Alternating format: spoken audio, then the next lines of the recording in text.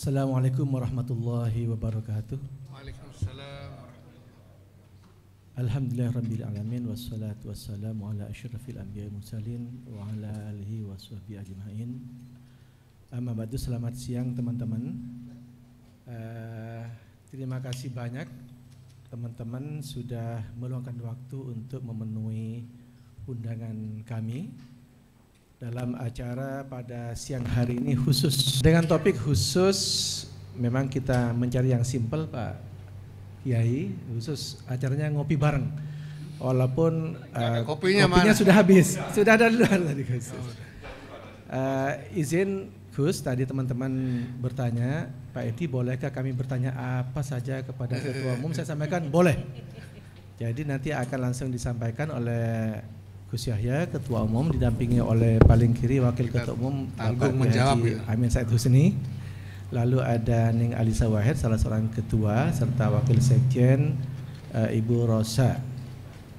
Untuk selanjutnya kami serahkan sepenuhnya kepada Gus Yahya untuk menyampaikan apa yang mungkin bisa diterima oleh teman-teman sebagai bahan publikasi ke publik. Demikian, wassalamualaikum warahmatullahi wabarakatuh. Waalaikumsalam.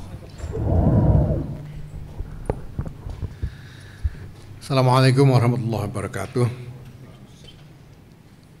Alhamdulillah wa syukurillah wa salatu wassalamu ala rasulillah sayyidina maulana Muhammadin ibn Abdullah wa ala alihi wa sahbihi wa wala amma ba'd. Selamat siang teman-teman media yang saya hormati. Terima kasih telah memenuhi undangan kami hari ini. Ini sebetulnya yang saya order kepada Pak Zubaidi Rokib sebagai Ketua LTN adalah press gathering yang kita mudah-mudahan bisa selenggarakan secara rutin, yang akan menjadi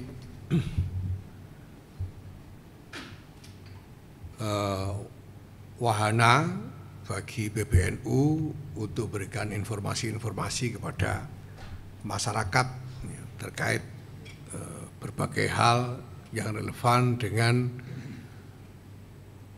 apa yang dilakukan oleh Nahdlatul Ulama. Ini sebetulnya sesuatu yang ingin kita jalankan sejak awal dulu. Cuma kita pikir kalau kita lakukan yang begini ini di awal-awal dulu, paling-paling kita cuma akan bicara akan, kita akan begini, akan begitu, itu saya kira kurang enak kedengarannya.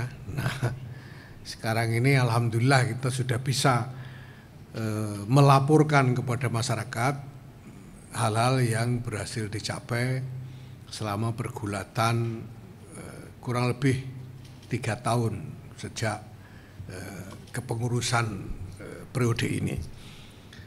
Dan kebetulan sebentar lagi kita juga akan menggelar peringatan hari lahir Nahdlatul Ulama. Saya kira sudah diketahui bahwa kami memperingati hari lahir Nahdlatul Ulama ini dengan 2 kalender. Kalender Hijriah dan kalender Masehi. Menurut kalender Hijriah, hari lahir NU itu adalah 16 Rajab. Di NU didirikan bertanggal 16 Rajab 1344 Hijriah. Nah, tanggal Masehinya adalah 31 Januari. Didirikan 31 Januari 1926. Nah, maka kami selalu berusaha untuk membuat peringatan harlah itu secara tersambung antara 16 Rajab dan 31 Januari ini. Nah, kebetulan tahun ini 16 Rajab itu jatuh persis tanggal 16 Januari. Jadi ada 2 minggu jarak antara kalender Hijriah dengan kalender Masehi ini, maka kami akan mulai nanti rangkaian kegiatan harlah itu dimulai dari 16 Rajab. Nah, mestinya berpuncak tanggal 31 Januari, tetapi karena satu dan lain hal, ada pertimbangan-pertimbangan teknis dan lain-lain, maka kita extend, kita perpanjang sampai tanggal 5 Februari, insya Allah nanti sebagai puncak resepsinya. Nah, kegiatannya akan mengadres dua agenda kemasyarakatan yang paling utama yang menjadi kiprah NU, menjadi domain dari khidmah Nahdlatul Ulama. Yang pertama menyangkut pendidikan dan yang kedua menyangkut masyarakat di tingkat akar rumput. Maka nanti kami akan menggelar satu pertemuan yang bersifat nasional untuk membicarakan dan membuat perencanaan lebih konkret di samping evaluasi atas semua yang sudah berjalan menyangkut pendidikan dengan apa yang akan kami sebut sebagai Kongres Pendidikan Nasional NU. Karena NU ini punya sekian banyak model lembaga pendidikan dan ribuan, puluhan ribu satuan atau unit-unit lembaga pendidikan. Jadi mulai dari Raudhatul Atfal atau taman kanak-kanak yang jumlahnya ada 13.000, kemudian pesantren yang jumlahnya 26.000, kemudian madrasah dan sekolah untuk pendidikan tingkat dasar dan menengah yang jumlahnya sekitar berapa? 10 ribuan, dan perguruan tinggi yang kita punya tidak kurang dari 300 perguruan tinggi di lingkungan NU. Nanti akan ada forum untuk mempertemukan stakeholders dari lembaga-lembaga pendidikan itu untuk melakukan evaluasi, membicarakan problematika dan menyusun langkah-langkah yang akan dijalankan ke depan. Yang kedua, dalam domain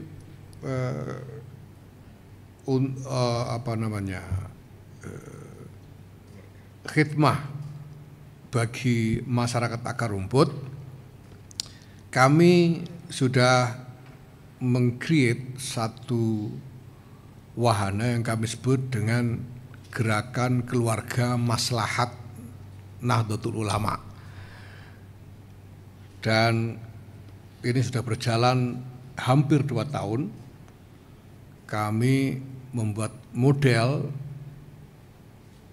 untuk menempatkan kader-kader NU di dalam kiprah yang langsung berhubungan dengan masyarakat akar rumput, dalam hal ini dalam lokus keluarga. Karena kami berpandangan bahwa masalah-masalah masyarakat di tingkat akar rumput itu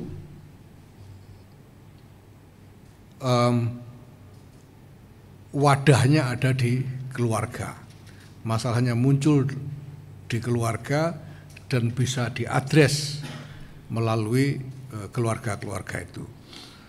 Nah, ini sudah berjalan hampir 2 tahun. Kami membentuk satuan tugas sampai ke tingkat desa, dan sekarang ini alhamdulillah kami telah berhasil menyelesaikan pembentukan satgas-satgas Gerakan Keluarga Maslahat NU ini sampai ke tingkat desa di 10 provinsi, yaitu di Jawa. Jawa ini minus Jakarta ya, minus Jakarta. Karena kami masih harus belajar banyak tentang masyarakat kota gitu. Kalau masyarakat pedesaan kami kira-kira sudah agak hafal lah. Jadi untuk Jawa ini semua sudah terbentuk sampai ke desa selain Jakarta. Dari Jawa Timur, Jawa Tengah, daerah istimewa Yogyakarta, Jawa Barat dan Banten sudah. Kemudian Lampung, Sumatera Selatan, Sumatera Utara. Ya. Kemudian Kalimantan Selatan dan sekarang kita melangkah ke Sulawesi Selatan dan NTB, Sulawesi Selatan dan NTB. Nah, kami berharap bahwa ini bisa diperluas secara nasional ke semua provinsi. Nah, sementara ini dalam 2 tahun ini kami sudah berhasil membentuk di provinsi-provinsi yang saya sebut tadi, dan kegiatan sudah berjalan, sudah ada partisipan gerakan ini partisipan terdaftar tidak kurang dari 2 juta keluarga di seluruh Indonesia, lebih dari 2 juta keluarga. Saya kira hampir 2.500.000 keluarga ya. Itu sudah cukup banyak selama 2 tahun ini dengan berbagai macam kegiatan terkait dengan masalah-masalah keluarga itu sendiri, mulai dari parenting sampai dengan keuangan rumah tangga, kesehatan, pendidikan dan lain sebagainya. Nah, maka nanti kami juga akan menggelar satu klaster kegiatan dalam rangkaian Harlah ini. Jadi kalau menurut kalender Masehi ini nanti akan menjadi Harlah yang ke-102 dari 1344 sampai 1446, jadi 102. Kalau kalender Masehi ini menjadi Harlah yang ke-99, 1926 ke 2025. Kami akan menggelar selain Kongres Pendidikan Nasional NU tadi, juga Kongres Keluarga Maslahat NU. Nah, itu nanti ada sejumlah kegiatan dalam rangka itu, ya, berupa side event, ya, termasuk diantaranya adalah insya Allah kami akan menggelar Festival Keluarga Indonesia, insya Allah nanti. Nah, kemudian kita puncai dengan resepsi yang insya Allah akan kita laksanakan pada tanggal 5 Februari di Istora, Pak? Di Istora Senayan, insya Allah. Nah, teman-teman sekalian, ini sebetulnya adalah juga merupakan semacam etalase dari pergulatan NU selama periode kepengurusan ini, yaitu sejak awal 2022. Kita tahu muktamar ke-34 di Lampung diselenggarakan akhir 2021 dan kepengurusan periode ini mulai bekerja awal 2022. Nah, dalam rentang 3 tahun ini kami mengerjakan 3 agenda utama yang keseluruhannya sebetulnya merupakan agenda konsolidasi organisasi. Kami menetapkan bahwa sebagai agenda utama yang harus mutlak kita kerjakan saat ini adalah konsolidasi organisasi karena 2 kepentingan. Pertama, karena NU sampai dewasa ini sebetulnya telah mewarisi 100 tahun kiprah dengan warisan yang luar biasa raksasa. Ya, kalau dilihat lembaga pendidikan yang sudah diinisiasi itu aja puluhan ribu seperti saya sebut tadi. Belum lagi berbagai macam inisiatif pelayanan masyarakat yang lain seperti pelayanan kesehatan dan juga berbagai macam kreasi yang sudah dibuat dan dilembagakan sejauh ini. Luar biasa besar. Belum lagi kalau kita lihat tumbuhnya ukuran dari komunitas NU itu sendiri. Beberapa waktu terakhir ini dipublikasikan oleh berbagai lembaga survei tentang perkembangan secara statistik ya, jumlah orang-orang yang mengklaim dirinya sebagai warga NU. NU itu sampai sekarang tidak punya keanggotaan terdaftar, jadi tidak ada pendaftaran anggota, tidak ada nomor induk dan sebagainya. Tapi di luar sana ada orang-orang yang entah karena alasan apa, kalau ditanya itu, kalau kita tanya apakah Anda Muslim, apakah Anda ikut organisasi NU atau Muhammadiyah atau Persis atau yang lain, itu yang menjawab NU menurut survei-survei mutakhir, misalnya LSI tahun 2023 mengumumkan bahwa 56,9% ya, penduduk mengaku sebagai orang NU. Itu luar biasa besar. Dan yang terakhir Al-Fara tahun 2024 mengumumkan hasil 57,6% penduduk. Ini luar biasa besar. Nah, semua ini tentu, semua warisan 100 tahun ini tentu harus dikonsolidasikan. Dan kita harus meningkatkan kualitas manajemen berbagai macam urusan keorganisasian ini sedemikian rupa sehingga kinerja organisasi Nahdlatul Ulama ini menjadi lebih baik sehingga lebih mampu mengadres konstituensi yang begitu luas, luar biasa luas itu, begitu besar. Yang kedua, karena kita masuk satu era dengan fenomena-fenomena baru yang unprecedented, yang baru kita temui sekarang dan harus segera kita antisipasi, harus kita respon dan kita antisipasi perkembangan ke depannya pasti akan semakin cepat. Misalnya revolusi teknologi informasi yang membuat generasi hari ini itu sangat terekspos oleh teknologi-teknologi informasi yang baru itu, dengan internet, dengan artificial intelligence dan lain sebagainya. Nah, ini harus direspon.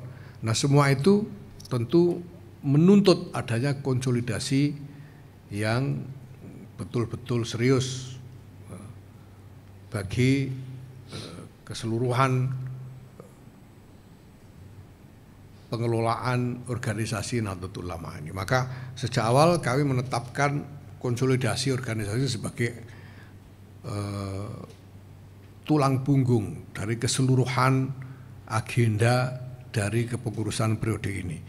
Nah, konsolidasi itu menyangkut 3 dimensi. Yang pertama, konsolidasi tata kelola, yang itu berarti kami harus merapikan berbagai hal menyangkut tata kelola organisasi, yaitu mekanisme-mekanisme,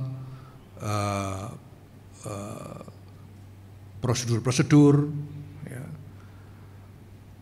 dan standar-standar dalam pelaksanaan tugas-tugas keorganisasian ini harus kami perbaiki sedemikian rupa sehingga kinerja organisasi bisa lebih terukur dan strategi untuk peningkatan kualitas kinerja itu sendiri bisa dilakukan secara lebih sistematis. Yang kedua adalah konsolidasi sumber daya. Yang ini menyangkut sumber daya manusia dan sumber daya pembiayaan bagi kegiatan-kegiatan organisasi. Pertama, untuk yang tadi sedikit kembali ke dimensi yang pertama, yaitu konsolidasi tata kelola. Alhamdulillah kami sekarang sudah berhasil menyelesaikan berbagai macam desain tata kelola organisasi yang kemudian berhasil kami lembagakan secara nasional.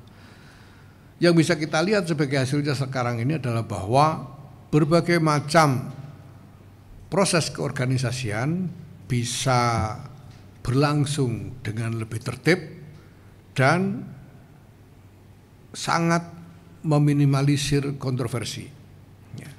Sampai sekarang di dalam berbagai macam perhelatan, permusyawaratan organisasi di semua tingkatan, ini kontroversi-kontroversi nyaris tidak muncul karena kita sudah punya desain mekanisme-mekanisme, standar-standar yang memudahkan pembuatan keputusan pada saat ada perbedaan-perbedaan pandangan maupun perbedaan-perbedaan kepentingan. Sekarang juga bahwa di samping itu, instrumen organisasi, lembaga-lembaga, satuan-satuan organisasi yang ada, baik kepengurusan maupun instrumen-instrumen yang lain seperti badan-badan otonom, ini menjadi lebih mapan kehadirannya di tengah-tengah masyarakat. Misalnya sekarang pengurus-pengurus di tingkat wilayah atau provinsi dan pengurus-pengurus di tingkat cabang atau kabupaten kota, mereka menjadi lebih percaya diri, lebih confident, lebih settle, lebih mapan, dan tidak mudah diganggu oleh disrupsi yang dimunculkan dari luar struktur, karena standar-standar semuanya sangat jelas. Nah, kemudian konsolidasi sumber daya ini menyangkut dua hal, konsolidasi sumber daya manusia dan konsolidasi sumber daya pembiayaan organisasi. Nah, sumber daya manusia ini kita konsolidasikan melalui sistem pelatihan kader dan kepemimpinan secara berjenjang. Yang ini kemudian kita tempatkan, kita posisikan sebagai tulang punggung dari meritokrasi kepemimpinan di lingkungan NU. Kita punya kita desain 3 tingkat pelatihan kader dan kepemimpinan. Yang pertama pelatihan dasar yang kita sebut dengan PDPKP NU atau pendidikan dasar kader penggerak NU.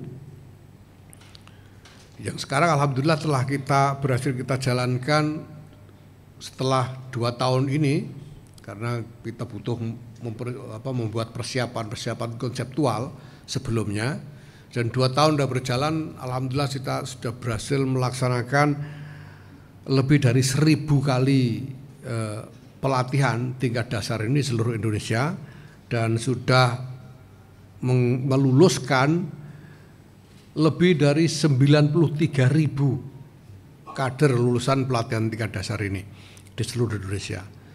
Ini masih jauh dari target, karena kami menargetkan nantinya kalau sudah full throttle, kalau sudah penuh ritmenya, kita berharap bisa melatih setiap tahunnya sekurang-kurangnya 150.000 kader untuk tingkat dasar ini.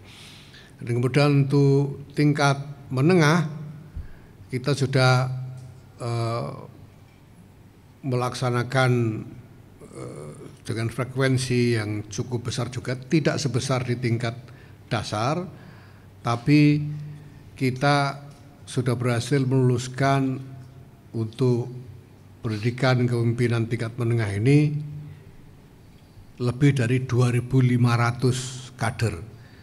Nah, untuk tingkat puncaknya kami sekarang dalam proses untuk menetapkan desain pelatihannya yang akan kita sebut sebagai Akademi Kepemimpinan Nasional NU, dan insya Allah akan segera kita mulai pada bulan Juli yang akan datang, insya Allah.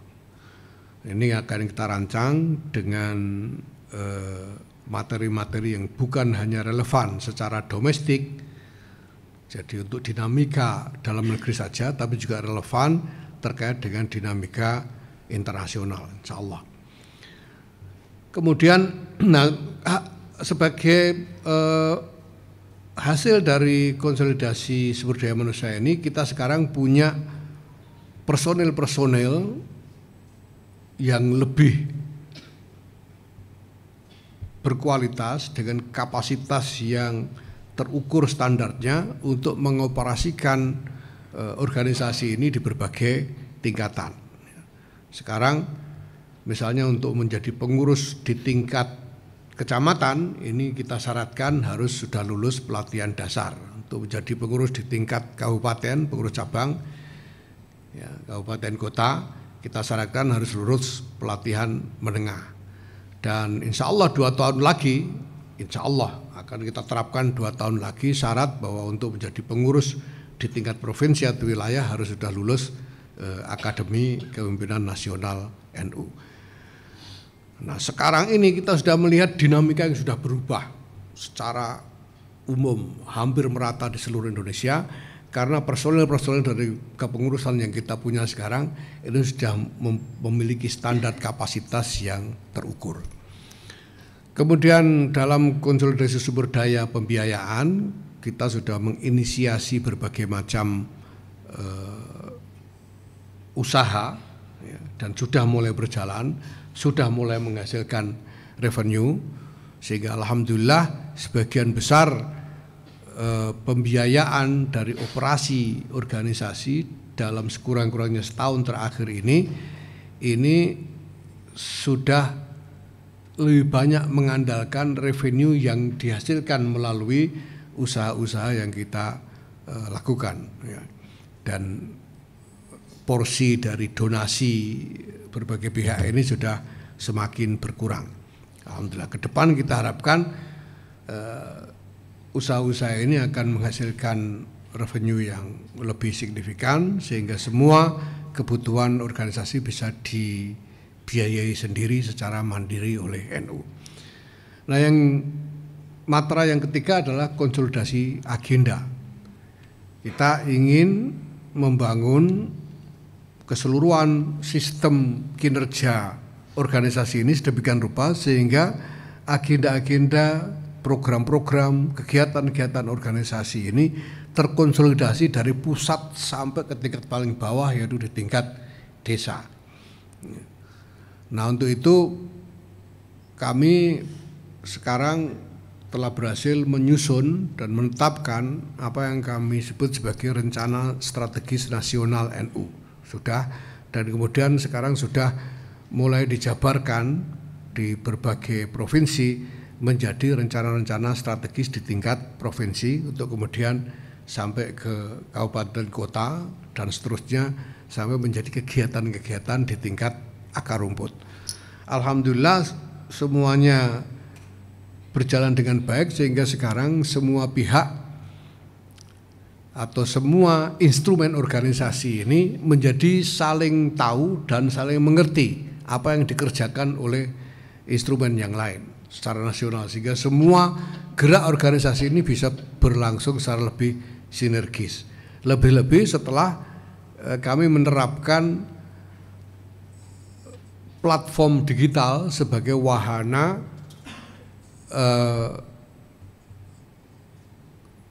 manajemen atau wahana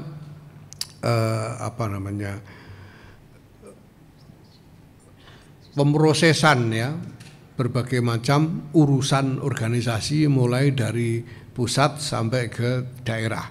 Sekarang kami sudah punya satu platform digital untuk berbagai urusan administrasi organisasi, ya, mulai dari pusat di PBNU sampai ke tingkat kabupaten kota cabang, alhamdulillah yang kami sebut sebagai Dikdaya Persuratan. Dikdaya Persuratan itu singkatan dari digital, data dan layanan untuk persuratan. Ini nanti lebih lanjut akan kami kembangkan menjadi platform digital untuk berbagai macam bentuk layanan masyarakat yang dikembangkan oleh NU. Ini akan menjadi alat yang memudahkan, yang akan menopang manajemen keorganisasian secara nasional sehingga semuanya menjadi terkonsolidasi, lebih koheren dengan kinerja yang lebih bisa dirasakan secara nyata oleh masyarakat. Nah, dengan semua yang telah kami kerjakan itu, komitmen dasar yang ingin kami tegakkan dalam hal ini adalah bahwa NU ini ingin hadir di tengah-tengah masyarakat untuk berkontribusi mengupayakan kemaslahatan bagi masyarakat secara keseluruhan.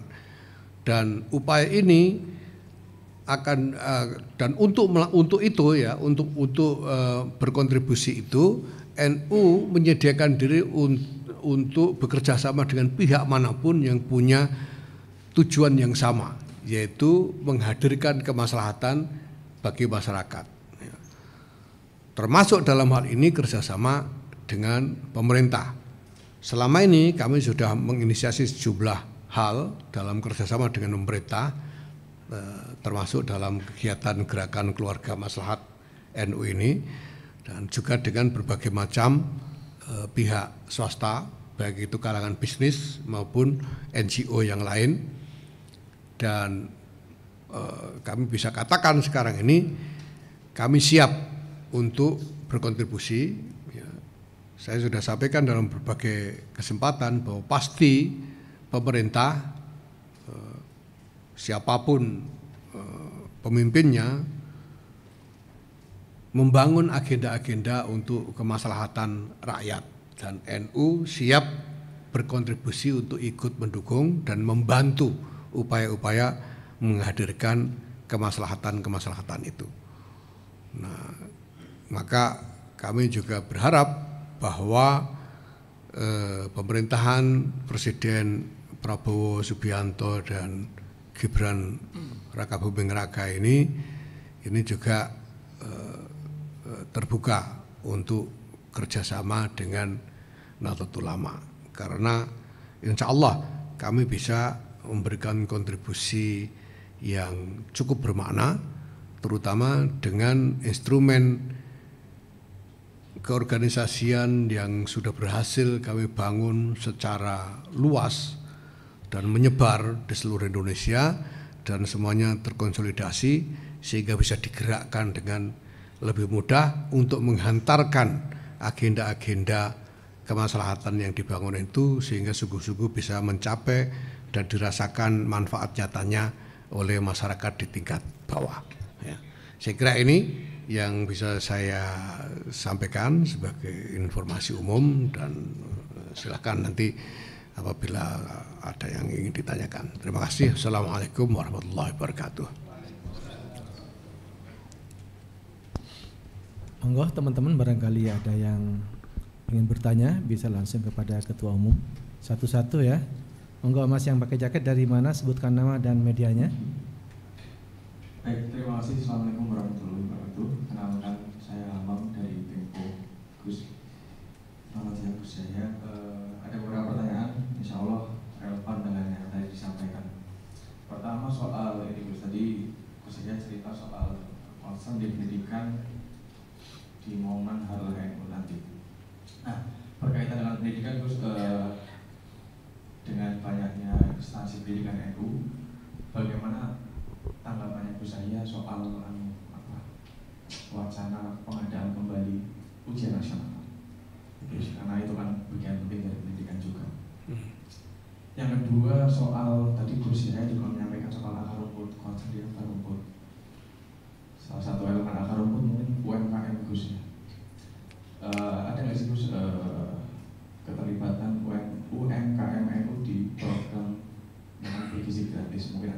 koordinasinya dengan pemerintah sudah sejauh. Terus Gus agak banyak. Tambah lagi ini Gus, tadi juga, oh iya, tadi disampaikan bahwa NU ini kan sampai 50 jutaan warga Nahdien ini, sekitar segitu ya. 50%. Oh, 58%, maaf Pak. Pasti orang haji juga paling banyak dari NU ya pasti. Aspirasi NU terkait biaya haji. Kemarin kan nanti lagi ramai di Panja Haji DPR. Mungkin seperti apa, dan kalau ingin turun mungkin punya target sebesar apa turunannya. Terakhir Gus, tadi soal soal tidak mungkin itu aja Gus. Terima kasih. Mau langsung dulu apa? Nunggu yang lain? Langsung aja biar ya? ini. Ya. Oke. Mengenai ujian nasional ya, ini pertama ini soal kebijakan pemerintah. Sejauh ini saya kira masyarakat masih belum cukup mendengar atau dilibatkan dalam diskusi mengenai seluk-beluk gagasan mengenai polisi ujian nasional ini. Nah, tapi kami memperkirakan bahwa kita ini punya masalah menyangkut integrasi semua sistem yang kita bangun secara domestik ini dengan arena pergulatan internasional. Nah, selama ini kita sudah mendengar berbagai masalah yang terkait dengan standar pendidikan domestik kita ketika dibawa ke lembaga-lembaga pendidikan internasional. Misalnya lulusan madrasah aliyah kita, yang ini pengalaman NU sendiri ya. Baik madrasah aliyah negeri yang dikelola pemerintah maupun swasta, bahkan yang dikelola oleh NU sendiri, ini ketika mendaftar ke universitas-universitas internasional atau di luar negeri seperti Al-Azhar misalnya, itu kita masih harus kejar standar jasanya gitu. Karena sekolah-sekolah yang kita miliki ini lulusannya ternyata beda-beda gitu. Di sini kita harus buat seleksi dulu supaya kita ketemu dengan kualitas lulusan yang standar, dan ketika dibawa ke sana ternyata di sana juga masih harus disesuaikan dulu. Tidak semuanya bisa langsung masuk ke menjadi mahasiswa di perguruan tinggi internasional itu. Nah, saya kira hal-hal ini mungkin menjadi pertimbangan ketika berpikir tentang perlunya ujian nasional. Sedemikian rupa sehingga sistem pendidikan kita ini lebih terintegrasi dengan sistem pendidikan global yang sekarang berkembang di seluruh dunia. Saya kira itu satu hal yang memang menjadi concern. Ya. Nah, cuma nanti bentuknya seperti apa, nah itu tentu membutuhkan pengolahan lebih lanjut. Ya. Tapi saya kira concernnya legitimate. Dan memang ini satu hal yang harus kita pikirkan, dan ini menjadi pengalaman NU sendiri ketika kita melakukan engagement dengan berbagai lembaga pendidikan tinggi internasional. Nah, kemudian yang kedua soal UMKM, ya kami sadar bahwa UMKM ini menjadi salah satu arena khidmah yang strategis bagi NU. Kami juga sudah menginisiasi sejumlah hal, antara lain kami membangun jaringan retail ya, yang sekarang juga sudah mulai jalan. Kita mulai dari Jember dan kita akan kembangkan ke berbagai daerah. Kami juga mengembangkan beberapa titik usaha agrobisnis ya, antara lain di Magelang dan di Jawa Timur juga, di Jogja juga ada ya. Nah, apakah ini nanti bisa dilibatkan di dalam program makan siang bergizi itu. Nah, ya tentu kami ingin berkontribusi gitu. Kalau memang ada ruang kontribusi di situ. Nah, kami sekarang sedang menunggu bagaimana konstruksi yang dibangun pemerintah untuk pengelolaan program makan siang ini. Nah, yang sekarang kalau untuk makan bergizinya kita sudah menguji cobakan dengan kantin, tapi tidak dalam area. Betul. Nah, jadi nanti mungkin Bu Alisa bisa memberi tambahan keterangan ya. Beberapa hal sudah mulai sebagai inisiasi ya, tapi ini sesuatu yang memang belum seluruhnya selesai. Gitu.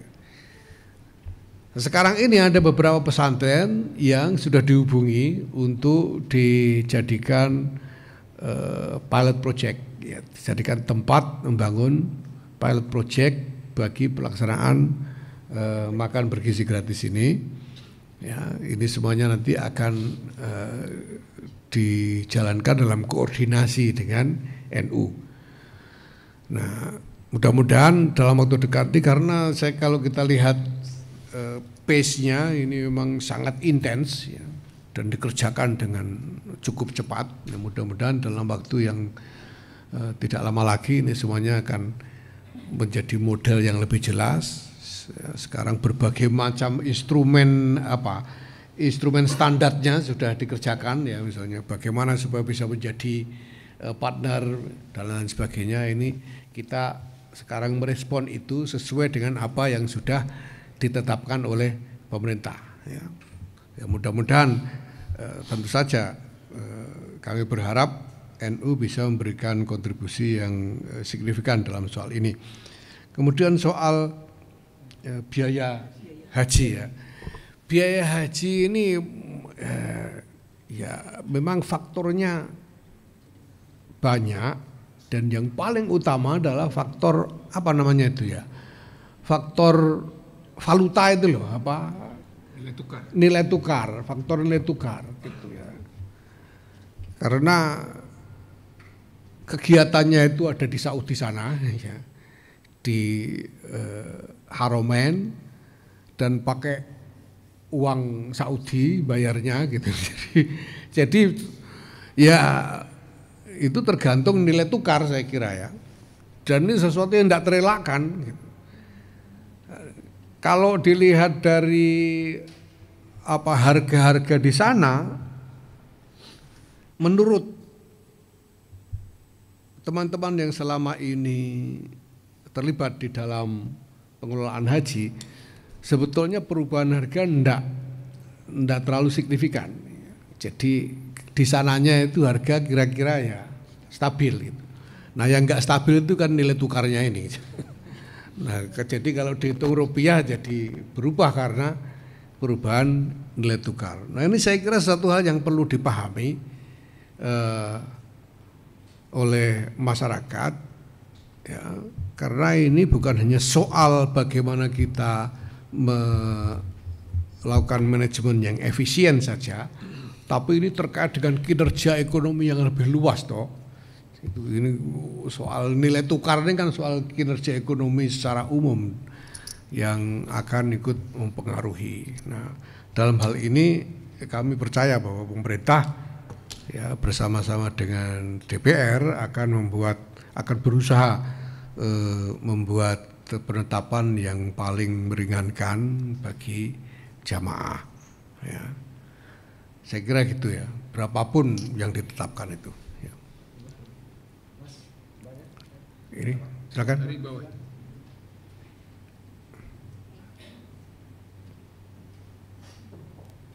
Selamat siang Bu, sama saya Hilal dari Tidiuman. Ini sebenarnya agak out of topic sedikit dari pendidikan dan lain-lain. Ini mengenai putusan MK yang baru aja diputuskan sama MK terkait dengan presidential threshold. Nah, tanggapan Gus sebagai ketua PBNU ini, NU ini kan dikenal sebagai ormas Islam terbesar. Nah, kira-kira tanggapan mengenai presidential threshold itu seperti apa Gus? Pertama-tama saya kira perlu dipahami ya bahwa posisi NU dan warganya di dalam hal ini hanya sebagai pencoblos. Kalau kita diberi kesempatan nyoblos, kita nyoblos itu aja. Nah, soal siapa yang boleh nyalon atau tidak ini kan domain dari aktor-aktor politik kelembagaan, ya, yaitu partai-partai, DPR, ya, dan lain sebagainya. Ya, saya kira ini perdebatan yang cukup lama dan sekarang kebetulan sudah menjadi keputusan MK. Ya. Pasti MK di dalam membuat keputusan ini punya nalar konstitusionalnya sendiri tentang apa yang menurut MK lebih konstitusional. Ya. Nah, sementara di sisi lain, saya kira aktor-aktor politik ini dan terutama para pemimpin politik kita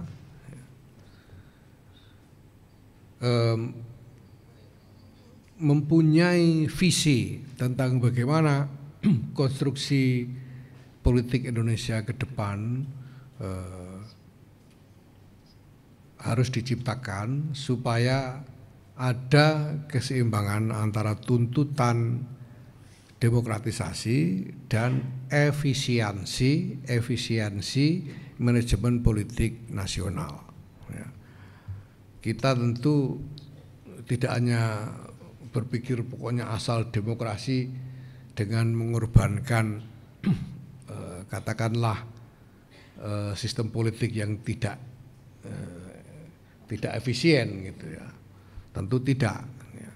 Tapi harus ada perimbangan tentang hal itu. Saya kira ini menjadi gagasan dari para pemimpin politik. Nah, buat kami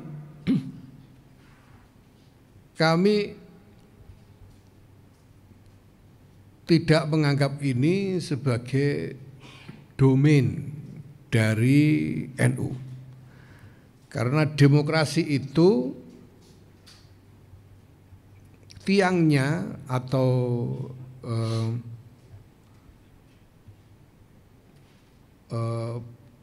pondasinya adalah partai-partai politik. Jadi ini domain dari partai-partai politik. Ya, demokrasi kita, demokrasi melalui partai-partai politik. Maka pertama-tama bagi kami saya kira bahwa partai-partai politik itu harus diberi kepercayaan untuk membangun konstruksi demokrasi Indonesia yang lebih baik ke depan. Ya. Karena tidak mungkin demokrasi bisa berjalan tanpa partai-partai politik yang dipercaya oleh rakyat.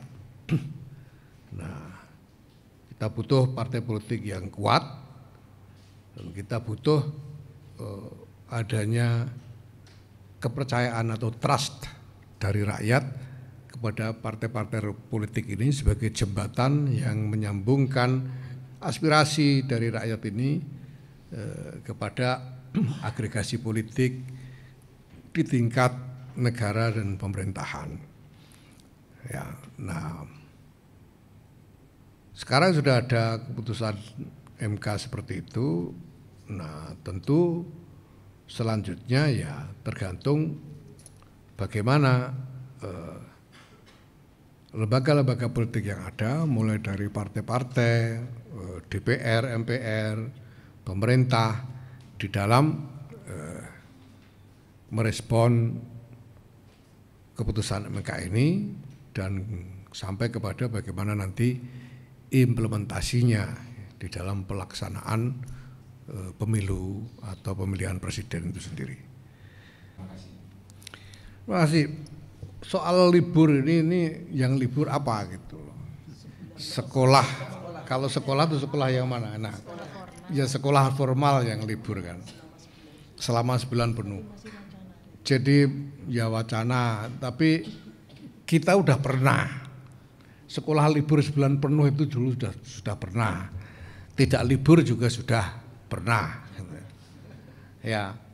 Dan kita sudah tahu apa yang kemudian bisa dilakukan selama liburan itu, sehingga saya kira ada evaluasi lah sejauh mana waktu libur selama Ramadan itu bisa memang lebih bermanfaat bagi anak-anak sekolah. Nah, maka menurut saya tergantung libur itu diisi apa. Kalau suruh libur, suruh tidur di rumah saja kan ya itu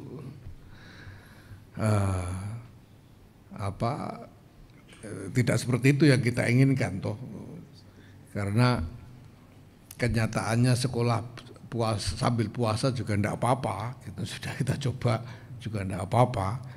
Nah, kalau libur itu selama libur disuruh apa itu masalahnya. Ya.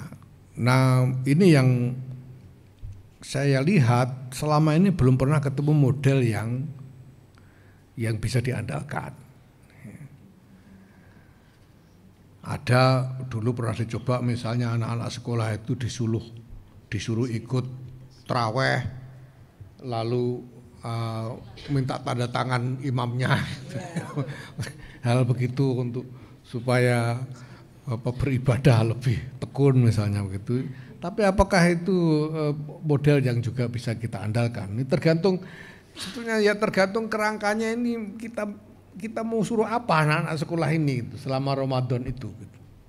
Nah kalau di pesantren itu ya malah Ramadan itu lebih banyak ngajinya daripada di luar Ramadan gitu.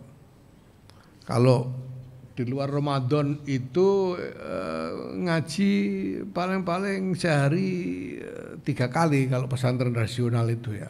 Ba'da subuh, waktu duha, kemudian habis maghrib atau habis isya.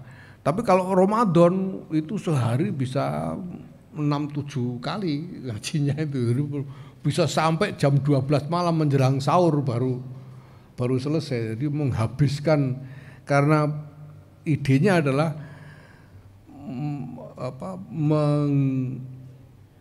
memanen barokah sebesar-besarnya dari bulan Ramadan ini, sehingga ngajinya malah intensifkan supaya barokahnya bisa dapat lebih banyak. Itu kalau pesantren ya. Nah, anak sekolah ya mungkin baik libur penuh sebulan, tapi disuruh apa? ini dulu, ini yang harus dibangun dulu. Ramadan itu digunakan untuk apa bagi anak-anak sekolah ini gitu. Apalagi kalau kita ingat dengan anak-anak sekolah yang non muslim gitu. Nah, apakah yang non muslim ikut libur gitu? Nah, kalau ikut libur disuruh apa? Ramadan non muslim itu kan juga harus dipikir gitu loh. Jadi ini bukan hanya soal libur tidak libur, tapi libur untuk apa gitu. Nah, ini yang harus dibangun modelnya. Sudah pernah dicoba, tapi kami lihat selama ini belum ketemu model yang jelas ya, yang bisa kita andalkan. Kemudian soal PPN 12% ya. Ini kan undang-undang dibuat beberapa tahun yang lalu ya. Tahun berapa itu undang-undangnya? Tahun 2021 ya. Itu undang-undang tahun 2021 yang kemudian di situ ada klausul diterapkan tahun ini begitu kan. Paling lambat 1 Januari 2025 itu klausulnya kan begitu. Nah, maka sebetulnya pertama sebagai kebijakan itu sudah jadi keputusan politik, sudah jadi undang-undang. Masalahnya itu, ini sudah jadi undang-undang. Dan undang-undang itu sudah menyatakan diterapkan paling lambat tanggal 1 Januari 2025 gitu. Nah, tentunya ada logika di situ bahwa sampai dengan tanggal 1 2025 mestinya ada hal-hal yang dipersiapkan supaya memungkinkan untuk penerapannya tanggal 1 Januari 2025. Nah, maka ya pemerintah saya kira bertindak sesuai dengan pertimbangan-pertimbangan itu. Nah, buat kita rakyat publik ini, yes, mungkin saya tidak tahu ya, mungkin agak telat kita ikut ngomong soal ini. Sudah jadi undang-undang gitu. Mestinya dulu-dulu kita diajak ngomong juga, tapi 2021 itu kita nggak terlalu dengar soal ini. Ya. Nah, mestinya saya tempo hari saya mengatakan bahwa sebetulnya masyarakat ini butuh penjelasan yang lebih lengkap tentang kenapa harus ada kenaikan 12%. Apa yang menjadi alasan urgensi dari kenaikan pajak itu, dan apa yang bisa dijanjikan sebagai benefit untuk rakyat kalau itu naik. Kan ini bahan diskusinya harus itu, sehingga kita bisa bicara. Nah, sementara hal-hal ini memang belum cukup keluar dalam perbincangan publik gitu ya. Nalar fiskalnya bagaimana, bisa kita harus naik, ini kebutuhannya apa sih gitu, dan sebagainya. Tapi itu sudah jadi undang-undang, dan menurut saya sekarang yang dibutuhkan adalah bagaimana pemerintah berdiskusi lagi dengan DPR gitu loh. Undang-undangnya begini gitu loh. Kalau pemerintah punya pertimbangan tertentu, ya saya kira memang ya perlu bicara dengan DPR. Logika formalnya kan begitu. Nah, kalau ada keinginan untuk melibatkan publik di dalam wacana itu, bisa diselenggarakan wahana-wahana yang memang secara sengaja diciptakan untuk mewadahi diskusi publik itu. Ya, ini kan menyangkut hal yang memang yang cukup kompleks ya. Soal fiskal itu kan nggak semua orang ngerti. Saya itu 3 kali 275 itu aja mikirnya lama, jadi tidak gampang gitu. Ya, tidak semua sebetulnya punya otoritas untuk ikut ngomong gitu ya. PBNU ini sendiri, apalagi saya sebagai pribadi, PBNU secara kelembagaan ini juga belum punya sebetulnya instrumen yang punya otoritas untuk ikut ngomong soal itu. Maka yang bisa kita lakukan ya mendengar dan kemudian mungkin bertanya untuk minta penjelasan lebih banyak mengenai hal ini. Nah, kemudian yang sudah ya, monggo. Hanya barang-barang mewah saja yang tadi. Oh, yang ini barang mewah. Ya kalau bisa, ya. Kalau kuat beli barang mewah kan kuat bayar pajaknya, insya Allah ya, masa enggak. Monggo. Udah ditanya. Saya Irman dari IDN Times, Pak. Izin Pak, ini kan isu muktamar luar biasa masih ada ya Pak. Kemudian disebutkan akan dilaksanakan Desember tapi tidak terlaksana dan muncul lagi isunya Januari. Nah, tanggapan Pak Yai seperti apa dengan isu muktamar luar biasa ini? Oke, sekarang kalau misalnya ayo mari kita berapa orang kira-kira ya 20-30 orang, mari kita kumpul-kumpul di restoran. Lalu habis itu kita konferensi pers, kita mau muktamar munas luar biasa PDIP misalnya gitu, kira-kira tanggapan DPP PDIP gimana kira-kira? Atau kita bilang kita mau munas luar biasa Golkar misalnya, tanggapan DPP Golkar gimana kira-kira? Kalau kita yang kumpul-kumpul loh ini, pengurus enggak, punya kartu anggota enggak, jadi pejabat apapun juga enggak gitu. Jadi kami ya gimana mau, kalau teman-teman tanya kepada pengurus-pengurus NU, ya mereka mikirnya se-Indonesia enggak ada yang mau. Mereka sudah nanya ini siapa sih, itu orang nganggur saya bilang gitu. Dan mereka juga enggak ada. Nah kalau memang ada keinginan silahkan bicara ke pengurus-pengurus cabang, yakinkan mereka untuk minta muktamar luar biasa, silakan. Kalau memang pengurus-pengurus cabang, pengurus-pengurus wilayah ini memang merasa penting untuk muktamar luar biasa, mari kita jalankan gitu.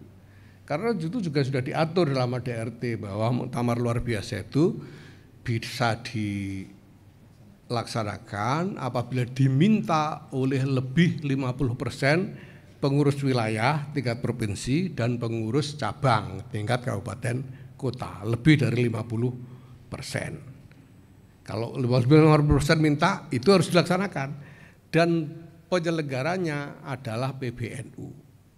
Gitu. Jadi kalau yang minta itu pengurus cabang, pengurus wilayah, PBNU wajib menyelenggarakan gitu. Tapi kalau yang minta orang ngopi-ngopi, ya masa kita harus ngomong gimana ini orang ngopi-ngopi tiba-tiba minta, alasannya juga nggak jelas. Selama ini kita tanya apa alasannya, nggak ada. Mereka tidak bisa sebutkan alasan untuk itu. Mereka bilang sudah ada sekian pengurus wilayah, kita tanya pengurus wilayah mana, mereka nggak bisa sebutkan juga. Gitu. Ngopinya juga gitu, diam-diam. Ngopinya juga diam-diam katanya. Jadi ada katanya ada kiai-kiai, kita tanya kiai siapa aja juga tidak disebutkan gitu. Jangan-jangan karena memang tidak ada gitu. Itu terus mereka bilang katanya mau menjalankan secara rahasia. Masa muktamar luar biasa rahasia itu kan ya saya kira mau nanggapi gimana, nggak mau nanggapi gimana gitu. Mau nanggapi kok wartawannya percaya.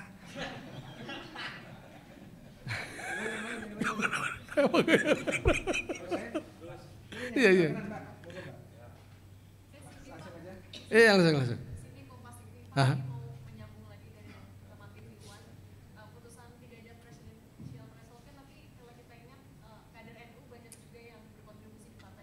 Mungkin ini membuka kesempatan buat NU mendorong juga kadernya. Atau yang kedua Pak, posisi arti kan juga rilis nama-nama 5 tokoh di tahun 2024. Salah satunya ada mantan presiden kita. Dari PBNU menanggapinya gimana? Gimana masyarakat harus bisa menanggapi hal itu Pak? Ya, pertama soal threshold tadi itu ya, sekali lagi itu domain partai politik, silakan aja. Bahwa warga NU ada di mana, di semua partai politik, ya memang iya. Ya tergantung, kalau dia memang menonjol di partainya masing-masing bisa aja dia jadi calon gitu. Tapi ya jangan sampai tiba-tiba orang bikin partai cuma sekedar mau nyalon gitu kan. Nanti kan kasihan KPU-nya itu, kasihan yang nyoblos juga kalau calonnya kebanyakan. Jadi itu juga perlu dipertimbangkan. Ya silakan saja di proses ya hal ini oleh lembaga-lembaga yang memang berwenang untuk itu, punya otoritas untuk itu, yaitu lembaga-lembaga politik, mulai dari partai politik ke DPR, MPR dan pemerintah ya, silakan saja. Nah kemudian soal itu ya apa yang terkorup ya, tuduhan terkorup itu ya, ini kan begini banyak, ini NGO yang wacana yang mereka lontarkan ini dasarnya apa, publik sebetulnya juga tidak terlalu mengerti, dan kita juga tidak tahu apakah ini cukup kredibel atau enggak gitu. Kalau yang menetapkan itu misalnya lembaga tribunal misalnya ya, pengadilan ya, apakah pengadilan internasional atau apa, itu soal lain. Tapi ini NGO ya. Saya juga baru ini dengar ada apa OCCRC itu ya, baru kali ini saya dengar gitu ya. Dan di Belanda itu memang banyak yang begitu. Nah, saya kira sejauh ini ya, saya pribadi melihatnya sebagai bagian dari semacam kampanye politik saja, entah untuk tujuan pertarungan apa gitu. Tapi kalau kredibilitas kebenarannya, saya kira itu masih sangat bisa dipertanyakan apakah itu kredibel atau tidak, karena orang siapa aja bisa bikin lembaga apa aja kemudian membuat kampanye dengan cara yang saya kira semua orang bisa, asalkan ada biayanya. Untuk satu isu apa saja itu bisa ya. Dua lagi siapa ya? Itu tadi. Itu tuh. Oh yang tadi. Perkenalkan, saya juga dari CNBC Indonesia, Pak. Izin bertanya, Pak, tentang update terkait izin tambang, Pak. Rencana untuk eksplorasi dan produksinya dilakukan kapan? Kita sudah mulai, progresnya sudah sejauh apa, dan sudah berapa hektar yang sudah dikerjakan? Lalu yang kedua, Pak, berapa potensi produksi dan juga apakah ada rencana investasinya? Jika ada, sudah sampai mana? Lalu yang ketiga, apakah yang mengelola tambang seluas 26.000 hektar adalah dari pihak perusahaan tambang PBNU? Jika iya, bisa disampaikan strukturnya. Terima kasih. Oke. Ya. Jadi yang sudah keluar sekarang itu adalah WIUPK. Jadi wilayah izin usaha pertambangan khusus, karena ini merupakan kebijakan yang memang khusus diberikan untuk ormas-ormas. Dan kami memang sudah mendapatkan koordinat wilayahnya, itu ada sekitar 25-26 ribu hektar di Kalimantan Timur. Baru itu yang keluar. Nah kemudian masih harus dipersyaratkan macam-macam hal, dipersyaratkan studi lingkungan, dipersyaratkan ini itu yang sekarang sedang dalam proses. Nah kami sesuai dengan yang disyaratkan oleh peraturan presiden itu sudah membentuk satu badan usaha yang dimiliki oleh koperasi. Koperasi itu adalah koperasi milik PBNU bersama dengan pengurus dan warga. Namanya apa ya, lupa saya. Strukturnya seperti itu, dan kemudian membentuk satu badan usaha yang bergerak di bidang pertambangan. Ya. Badan usahanya itu namanya BUMN, singkatannya itu. Ya, badan apa? Saya lupa itu singkatannya. Nanti kita tanyakan ya. Dan dimiliki sahamnya oleh koperasi. Nah sekarang berbagai macam rangkaian dari persyaratan-persyaratan untuk memulai eksplorasi dan seterusnya masih sedang dipersiapkan, ya, belum selesai. Nah tentu saja nanti kami akan mengikuti ya, alur yang ada itu, ya, karena ini izinnya sudah diberikan kepada kami, ya, dan semuanya akan kami penuhi. Nah soal potensi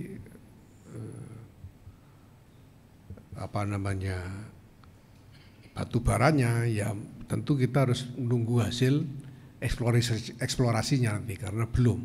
Ya. Sekarang izin untuk eksplorasi itu saja masih baru diproses, gitu. Jadi kita belum bisa sebelum ada izin untuk eksplorasi. Ya. Ini masih dalam proses lah. Tapi wilayah izin usaha pertambangan sudah terbit, sehingga untuk mendapatkan izin usahanya itu sudah bisa mulai diproses. Tapi itu sekian banyak persyaratan yang harus kita penuhi. Ya. Kemudian soal hilirisasi, nah ini tentu kami sementara ini memang belum sampai berpikir tentang bagaimana desain pengembangan dari usaha ini, ya, karena belum sungguh-sungguh mulai. Tentu saja itu nanti tergantung bagaimana kalkulasi mengenai investasi bisnis yang bisa dijalankan nantinya. Ya. Ya jangan sampailah kita bisnis lalu seolah-olah dapat konsesi lalu NU rugi kan, ya jangan sampai. Kita ingin supaya tetap saja ada keuntungan dan pengembangannya bagaimana tergantung nanti. Jadi ya, yang kita bentuk itu PT Berkah Usaha Muamalah Nusantara. PT Berkah Usaha Muamalah Nusantara. Ini nama perusahaannya ya, yang dimiliki oleh Koperasi Nahdlatul Ulama. Ya. Sahamnya dimiliki oleh Koperasi Nahdlatul Ulama. Saya kira itu untuk tambang ya. Gus, Ya, mau menanyakan menyambung tentang tambang, bagaimana komitmen PBNU dalam tanggung jawab lingkungan ke depannya gitu ya, karena kita juga tahu ketika tambang itu ada reklamasi gitu, dan biayanya juga sejauh saya itu cukup tinggi, dan penanggung jawab yang harus melakukan reklamasi adalah pemegang IUP. Itu bagaimana dan reklamasinya jenis yang seperti apa? Barangkali udah ada pembahasan. Mungkin itu Gus. Makasih. Dari kompas.com. Oke. Ya, pemerintah sebetulnya sudah punya aturan tentang itu. Jadi memang sebelum mulai itu kami diwajibkan menyetor uang jaminan reklamasi yang jumlahnya memang besar, dan itu berarti kami harus mencari investor. Kami harus mencari investor yang yang bisa membantu kami untuk pendanaan itu nantinya ya. Nah, reklamasi itu akan dilakukan. Jadi ini uang bukan artinya bukan hilang buat pemerintah ya, tapi nanti reklamasi itu akan dilakukan dengan menggunakan dana yang sudah disetor itu. Gitu. Nah tentu itu nanti secara otomatis harus dijalankan. Kalau tidak dijalankan, itu jadi masalah hukum saya kira ya. Jadi memang ada kewajiban untuk itu dan tidak mungkin tidak dijalankan sebetulnya. Ya, memang harus dijalankan.